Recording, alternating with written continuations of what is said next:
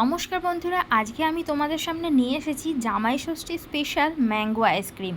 তো ষষ্ঠীর দিনে একটু স্পেশাল কিছু বানানো সেটা তো করাই যায়, তাই না? অন্যান্য সময় সব সময় খাওয়া দাওয়া যেটা হয় সেটা কিন্তু ন্যাচারালি সব সময় হয়। তাছাড়া ষষ্ঠীর দিনে স্পেশাল কিছু মিষ্টি বানানো বা আইসক্রিম বানানো এগুলো কিন্তু ঘরোয়া পদ্ধতিতে করলে বেশ মন্দ হয় না। তো সেই জন্য আমি আমার জামাইকে খাওয়ানোর জন্য স্পেশাল ম্যাঙ্গো আইসক্রিম করব। তো দেখো, একটা আমের আমি হাফ আম নিয়েছি, তোমরা সেটা একটা গোটা আমও নিতে পারো।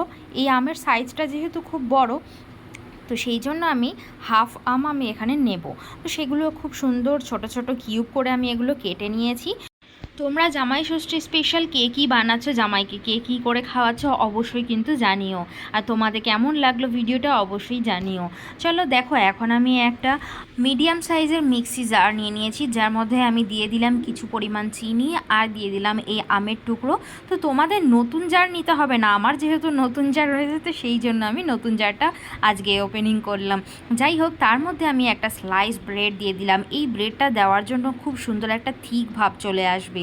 তো সেই জন্য তোমাকে আইসক্রিম করার জন্য আলাদা কিছু দিতে হবে না। আর তোমরা যদি পারো সামান্য কিছুটা এলাচ গুঁড়োও দিয়ে দিতে পারো। আমি কিন্তু এখানে এলাচ গুঁড়ো মিক্সড করিনি।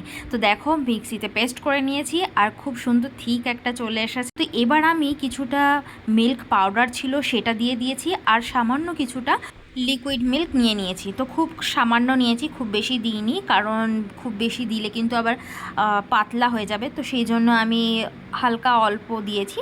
আর জল তো একদমই দিইনি, কিন্তু এই মিক্সি জারের মধ্যে যেটুখানি লেগেছিলো তো সেটুখানি ধুয়ে সামান্য একদম জল দিয়েছি। বেশি জল দিলে কিন্তু পাতলা হয়ে যাবে, আর আমি একদম পিওর এটা আমের করতে চাইছি, তো সেই জন্য আমি খুব বেশি জল দেব না, দুধ দিয়ে আর এইটার মিশ্রণটা আমি দিয়েছি।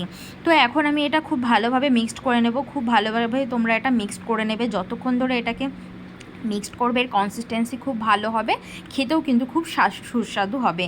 তো দেখো, এখন আমি এগুলো আমার এই আইসক্রিম কিউবের মধ্যে ভরে দিচ্ছি। এটা হচ্ছে কি আমার আইসক্রিম ট্রে, আর এর যে ঢাকনাগুলো আছে এগুলো দেখতে কিন্তু দারুণ সুন্দর, আমার কিন্তু বেশ ভালো লাগে। তো আমি এই আইসক্রিমের ঢাকনাগুলো আস্তে আস্তে বসিয়ে দিচ্ছি, আর এবার আমি এটা ফ্রিজের মধ্যে দিয়ে দেবো। তো ডিপ ফ্রিজে 9 ঘন্টা মতো রাখলেই কিন্তু এটা ঠিক হয়ে যাবে। তো কালকে আমি আমার জামাইকে এই আইসক্রিমটা দেবো খাবার পরে। তো তোমাদের কেমন লাগলো অবশ্যই জানাও। চলো টাটা।